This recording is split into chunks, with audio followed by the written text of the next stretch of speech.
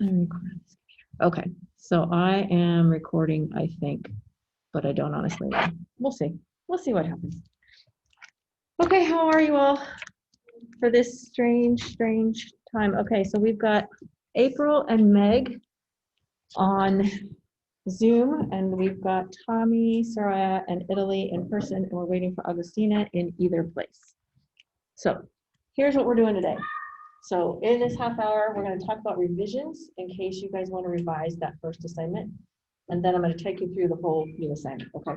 And the new assignment is going to take us, it's going to take us 5 weeks, right? So I cannot remember, and April and Meg, just interrupt at any time, okay? Because I'm not sure if you're taking this in or not. So if you're not understanding something, just interrupt, okay? Okay. Okay. So I cannot remember exactly which groups were in which groups for that first assignment and what your actual grades were for that assignment. So you may or may not want to revise.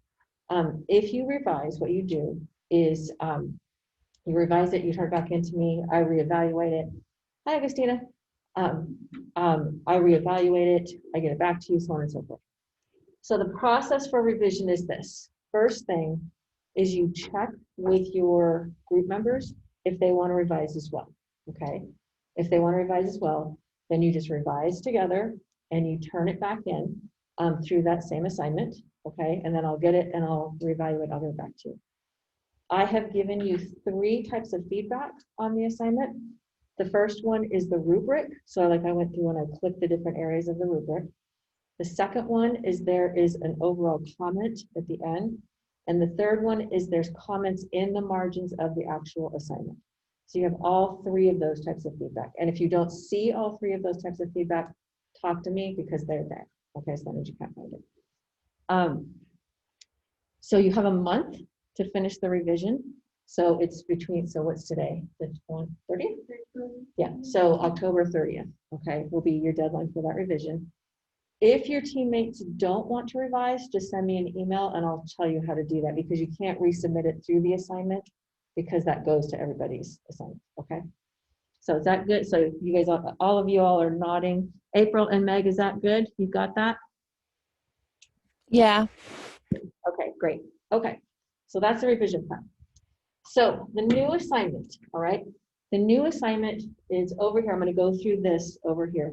It's going to take us 5 weeks, and it's going to be exponentially more difficult than the 2 previous assignments have been. Tommy's eyes just got really, really big, okay? But it's going to take us 5 weeks, and there's steps built in to every single part of that that will help you get to that assignment, okay? Our last assignment is easier. It's complex, but it's easier than this assignment, all right? So this assignment that we'll be doing, it's right here. I'm looking at the screen now. It's a Rogerian argument. And let me just get a sense of, have any of you heard of a Rogerian argument? Okay, I've got no's here. April and Meg, any Rogerian argument experience? No. No. Okay, so I think that you're familiar with an academic argument like you wrote in high school where you have a thesis and there's like an opposing side and your job is to show your side and then to break down the other side, right? That is what's called an Aristotelian argument based on Aristotle, based on Aristotelian times in Greece where they would have public debates, okay? And the point of it was to go like this and to have a winner. All right. Rogerian arguments were put together by a psychologist, I think. And what they are is they are trying to look at 2 sides of an argument or an issue, see what they have in common, and then propose a solution that would be beneficial to both, okay? Now this assignment, I'm going to be honest with you, I've done it 4 times. So for the past 4 years, because I always teach 10-10 in the fall and 20-10 in the spring. For the last 4 years, I've done it. And every time, right about week 3, students are going, I hate this assignment. It's so hard. But by week 5, 95% of the students are like, I'm so glad we did that assignment. Okay. So just know that you will probably get to a point with this assignment where you're like, oh, why are we doing this? I hate Tiffany so much. But I'm hoping, and experience has shown me, that it will be beneficial to you, okay? So what I'm gonna do is I'm gonna talk you through, let's see, I'm gonna talk you through this week. I'm gonna go and talk to you about the general arc of the 5 weeks. Then I'm gonna come back to this week, all right? So if you wanna take notes on your phone or in pen or paper, or however you wanna do that to make it work for you, that works for me, okay? So this week, you're gonna do an assignment called Rogerian Argument Reading and Response. What this is, it just introduces you to Rogerian arguments, what they are, okay? And there's 2 questions you have to respond to, very easy. This one is due tomorrow night at midnight, okay? Then we will go through this assignment here in I'm gonna open this up in just a minute and talk to you about it. You're gonna select an issue, okay? And I have a selection of issues for you to choose from. You're gonna provide your initial perspective on that issue. All of these, hold on one second. And then you're gonna look at finding credible research. I'll show you that to you. And then you're gonna review finding credible research. This is just one of those little like few question surveys that shows that you did the reading. All of those are due tomorrow night, okay, at midnight. I think all of that together will take you an hour and a half or so. It shouldn't take you that long to do that, okay? Then for Sunday, there's a reading, formatting citations and references, which is the most boring thing in the world. And then this is the larger assignment for this week. You have to find 5 sources on your issue, okay? And I'll take you through that assignment in detail in just a moment. So for this week, by tomorrow night, you're basically selecting your issue, doing a few readings, understanding the Rogerian argument, okay? And then Sunday, you're collecting 5 sources for it, okay? So then what will happen, let me see, let me turn this way. Okay, then what will happen over here, so that's this week. So week 1 is selecting your issue and collecting your sources, okay? Next week, you're gonna conduct a rhetorical analysis of these sources. And this is a long assignment, but it's very structured for you because I have 6 questions I want you to answer for each source. So it's going to take time, and I'm giving you the whole week to do it. But just know you're not going to be able to do it on Sunday night next week. You're going to have to pace your time. I'm going to meet individually with you on Zoom next week to talk about your topic, to talk about your sources. We'll have 10 to 15-minute meetings with each other and just to help you through it, okay? I will upload the sign-up sheet this afternoon, and then you guys can just come sign up for your time, okay? Then the following week will be, so that's week 3, it will be planning and drafting. So I'm going to provide you with an example of a Rogerian argument. We're going to talk through it. I'm doing this assignment with you right now. So I have written, I've just finished this part. I just finished next week's stuff. The topic I'm doing is the Electoral College, okay?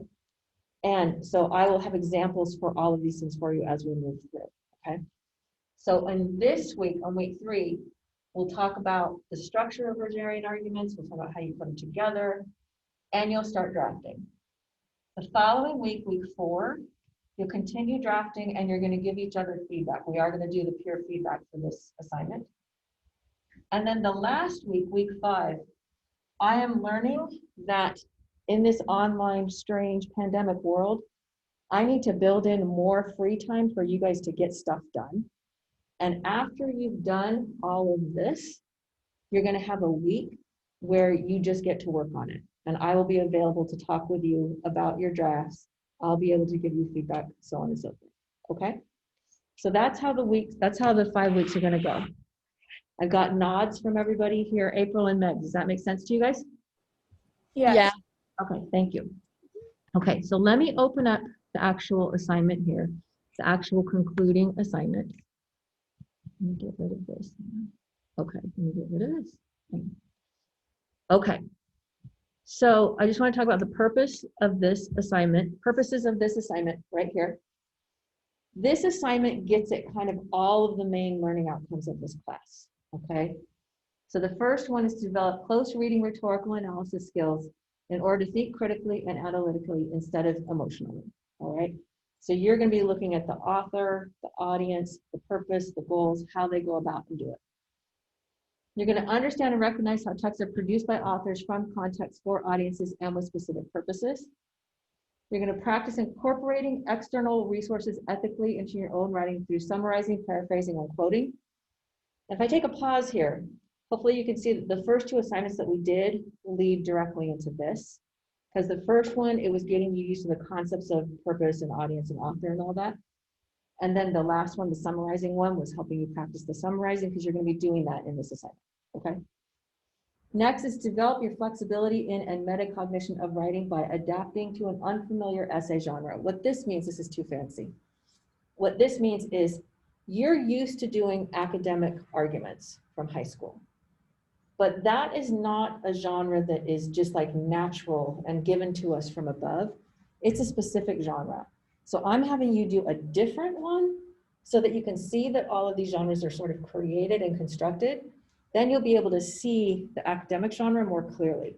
If you do something different, have you ever tried to learn a language that is not your native language, but after you were about 13 years old? I'm trying to like get the French accent, but I can't. Sorry. But so as you were learning the French accent, did you become more aware of the English and Spanish accents? No? Okay.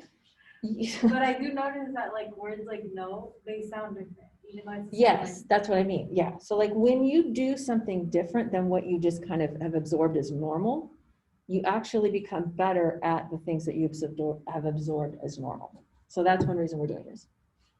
You're going to practice writing in a sustained manner through multiple stages, drafts, and revisions. So see, our last two assignments were only like a week, week and a half long. This one is going to take us 5 weeks. So you're going to be with this one for a while. You're going to develop skills in writing fully developed and well-organized paragraphs within a larger essay structure, okay? So how long is this? And that's a question that everybody asks. How big is this assignment? And I don't grade on length necessarily, but I know that you want to have a general sense. So the general sense is this is probably like a 4 to 6 page paper, okay? Double spaced, all right? It can be longer. I don't want it to be much shorter. Augustina. I was just about to ask about formatting, but then I read it. Like, yeah, so it'll be double spaced. It'll be like regular margins all around, just that kind of standard. And you can choose the formatting that you want. You can choose MLA, APA, whatever you want to do. Just be consistent. And there is an assignment in here, or there's a reading in here this week about formatting, okay? Okay.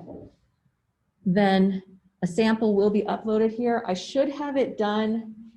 So like I said, I finished the rhetorical analysis, and this is a fairly long piece. I'm probably going to try to write mine this weekend, probably. So I'll have it up there by the time we get to you guys actually doing it. Okay. So questions so far? Questions, Augustina? Questions, Tommy? Questions, Soraya? Questions? your formatting, assignment or whatever paper go through, like how you want citations made? Yes. Okay. Yep. And I'm going to show. Yeah, I'll show you that too as well. Okay. April or Meg, any questions? No. Nope. Okay. So let me take you through more closely what we're doing this week. Oops, wrong thing. Hang on. Okay. So first thing I want you to do this week is I want you to read this, okay? This talks about what a Rogerian argument is, talks about traditional Aristotelian arguments. It has 2 short videos for you to watch, and then it has just 2 short questions for you to respond to, okay? That's due tomorrow night. Just answering those 2 questions. So go ahead and watch all that stuff, read and watch all that stuff and answer those 2 questions, okay? And that one's just coming to me. Okay, then, oh, I should have done something else, hang on. This is the long way around. Okay, and then if you want to reread this concluding assignment description, just go in and just take a look at it. Selecting an issue.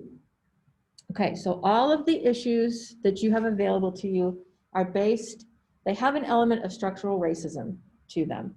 If you are not familiar with what structural racism is, you can look at the difference between prejudice, racism, and structural racism, okay? And you can read those and clarify that for yourself. For this one, these are your 10 topics that you can choose from. The reason I'm giving you 10 topics and not just letting you do anything is because I know that these topics will work well for this assignment, okay?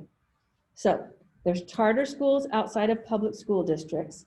So there are some charter schools that are inside of school districts that report to the district, but then there's most of them are outside of the district and they have their own reporting mechanisms and their own governing boards. College athletes being paid, federal minimum wage and or tipping minimum wage, qualified immunity, that's for law enforcement, reparations for Native American genocide and or Black slavery, standardized testing, universal basic income, universal health care, voluntourism, that is not spelled wrong, that's volunteers who pay to travel somewhere to go do good, okay? And zoning codes or housing, and that was like the redlining. So if anybody did the redlining, Italy, you did the redlining, didn't you? Okay. So for selecting your topic, I want you to do some quick internet research on the ones that sound interesting to you. So just jump on Wikipedia or just Google, just look at these topics, the ones that sound somewhat interesting to you. I want you to decide which one you want to do. Then I want you to draft 2 or 3 questions that will guide your research. And these questions are going to be in like a should form because you're trying to get the issue to be people supporting, people opposing, okay? So for example, I'm doing the Electoral College. And so my should question, my framing question was, should the Electoral College be disbanded? Or should it be one vote, one person, okay? So then I started doing research on that, but I had to have my question before I did my research. So what you're going to submit is your topic, your issue, and your questions to this assignment. That is also due tomorrow night, okay? Questions, anybody in here? I think people are good here. You good, April and Meg? Yeah. Okay. Then next, your initial perspective on the issue is to just get a sense of where you are right now with your feelings about this issue so that you can do the research. So the first step is if you feel you already know a lot about this topic, you can just skip down here to number 3. But if you don't, take the phrase that's your issue, so voluntourism or reparations or whatever, and just add controversy or add debate or add opinions into a Google search or Wikipedia, throw it up there, and just right here, you're not collecting sources, you're just getting a sense of what's out there, okay? Then after you have done that, hey, April, can you mute for a second? After you have done that, then I want you to find some time and space where you won't be interrupted for 20 minutes. I want you to write the issue at the top of the page or screen. Just write it up there at the top just so it keeps you focused. Then I want you to ask yourself, how do I feel about this? Why do I feel this way? And write down what comes to you for 10 minutes, okay? And I want you to write for the full 10 minutes because I want, you know, just your ideas just to get going and get them out there and that kind of a thing, okay? This is not gonna be pretty. It's not gonna be grammatically correct. It's not gonna be nice. It's just gonna be blah, okay? Then the next thing I want you to do is ask yourself, what do I already know about this and where did I get that information? And write down for 10 minutes, okay? This one's gonna be harder because you might not know a whole lot. And so it might be difficult to do 10 minutes, but you can start writing, what do I need to know about this, okay?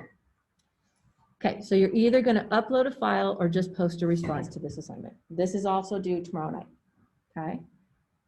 Okay, then next, one more thing for tomorrow night. This is a reading about finding credible research. This talks about the internet being fantastic and horrible at the same time, all right? And it talks about how to find credible research. This is a video about how to decide who you can trust. And then there's 3 strategies that you can use to help you with finding credible research.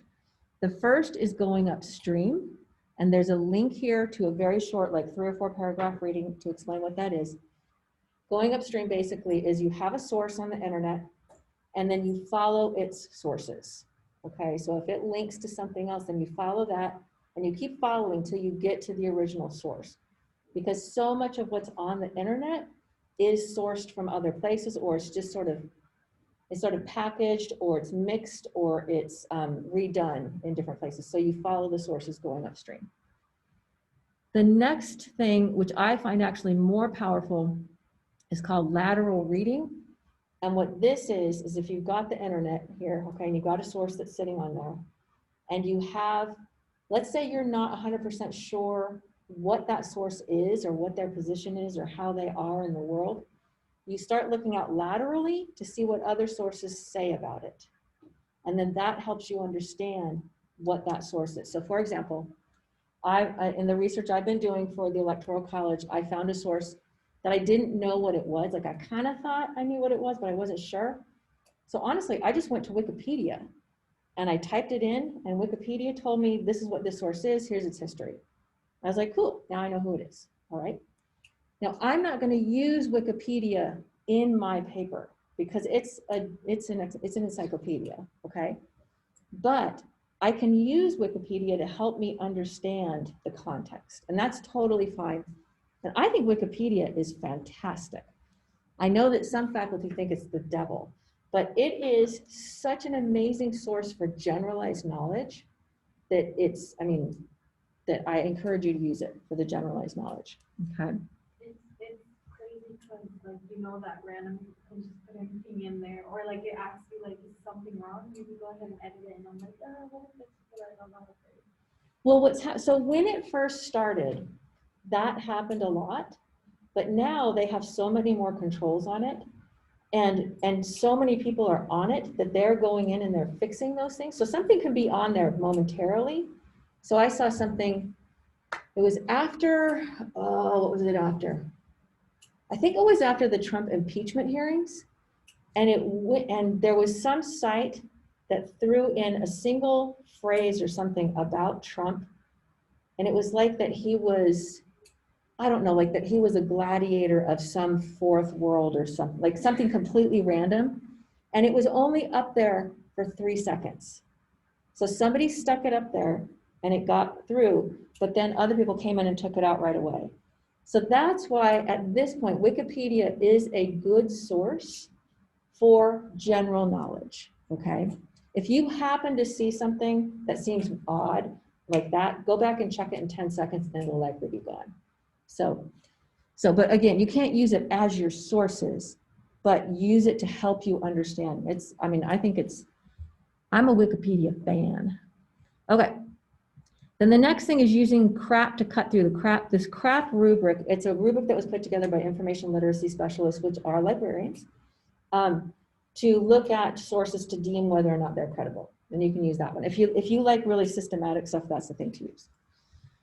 And then this is a video for how to use the SLCC library database. It's incredibly easy, okay? Our library is so easy to use their database, their databases. Okay, so you have to watch that. Okay, and then this is the little quiz thing that I have you guys do just to make sure that you did the readings. That is everything that's due tomorrow night. Okay, so the things that are due on Sunday, this is boring McBoring land. Formatting, citations, and references, it's so horrible. Do you know when I interviewed for my job here 28 years ago, I had to do a teaching demonstration and my topic was formatting, citations, and references. That's what they gave me to do. It was awful, but somehow I got the job. So, okay, because this is so boring and because I was so inspired by your guys' information that listening helps you read online, I did read this one out loud for you. So you can click on this and you can listen to me read it as you go through it. I have minimum expectations for formatting. I don't expect them to be perfect, but I do have minimum expectations. I want you to click through all these as you listen or read. And then this explains the in text and end of text. And this answers your question, Augustina, what format should I use? You may choose, okay? So you may choose from APA, MLA, Chicago, or AP. You just have to be consistent, all right? And then just go through and you can read these and use the Purdue OWL, okay? So, questions? What's the The Purdue OWL is this fantastic magical site for you that they have put together all the formatting information just right there for you. So if I click on Purdue OWL, this is this one's for APA, and it has guidelines, and it shows you how to do all the in-text citations, and it shows you how to do the references. It just shows you everything. Also, it has an automatic citation thing here where you stick in that and then it just pulls it up for you, okay? So yeah. I tell you, when I was a kid, I had to write my own citations by myself using card catalogs. It was so sad. You guys, your life is so easy. I still remember when I was like in fifth, sixth grade, I would have to write my essays out. And Yeah. like now I see my little sister just typing them up and You're like, oh, your life is so much easier. my hands would hurt Uh-huh. because I have ugly handwriting, so I have to like make it so pretty. It would take me Oh, hours. that's funny. Okay, so the big assignment for Sunday is finding 5 credible perspectives. But you can't just find 5 sources. I have some criteria for you. So at least 2 sources have to be from the library database, okay?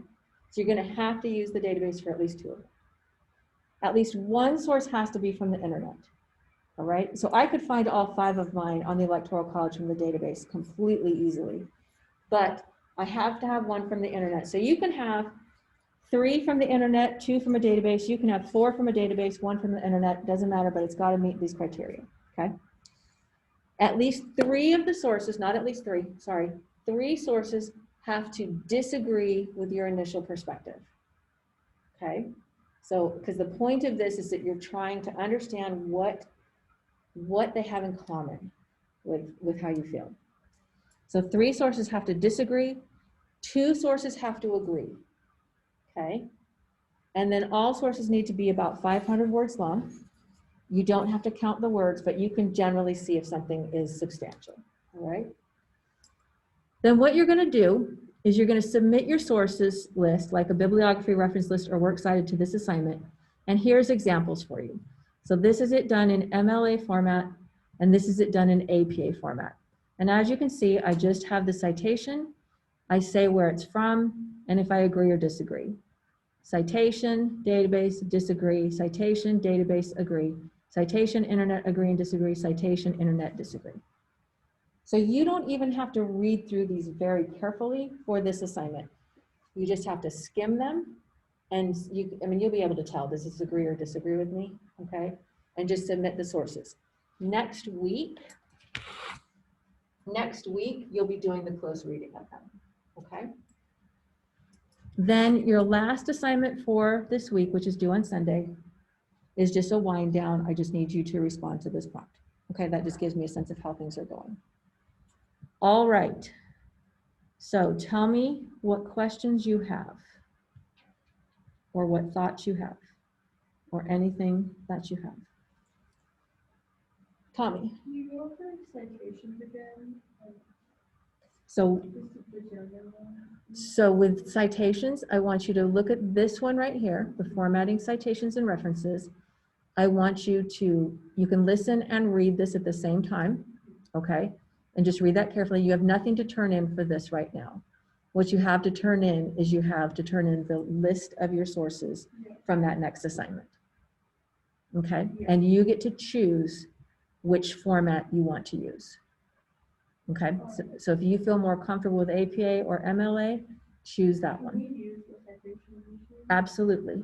You absolutely can use citation machines. What I have are minimum expectations is when you use citation machines, it's so easy, but what bugs me and what bugs other teachers is when you don't get all the information in it. So like you might just put in the website and the citation machine will spit something out and it's totally incomplete. So these are the minimum expectations. So the author, creator, the title, the source, date of publication, upload, and location of where you found it. As long as you put all that information in, the citation machine should spit it out okay for you, okay? And the Purdue OWL has citation machines on it. So you can just go and stick it in there and spit it out. Also, if you're in the library, if you're in a library database and you're looking at a source, on the right hand of your screen, there'll be a little button that says Cite. You click that, and you can scroll through all the different citation formats. You just copy it and paste it, okay? So I am not interested in having you memorize how to do citation. Your brain needs other things to do than that, okay?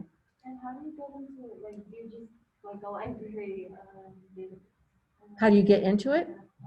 So this, if I go back to, oops, if I go back to here, finding credible research, if you go there and you watch this video, it's going to take you through all the steps to do it, okay? And it's so easy.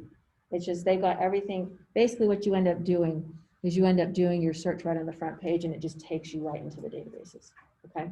It's really easy. Okay, so other questions? April and Meg, do you have any questions? Nope.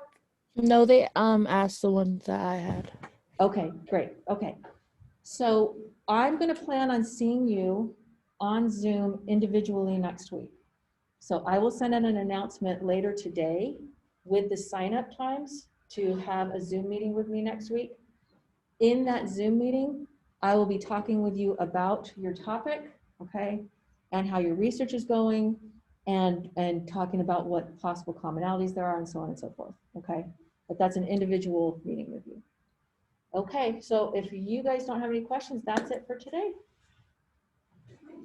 Okay, thank you. Thank you.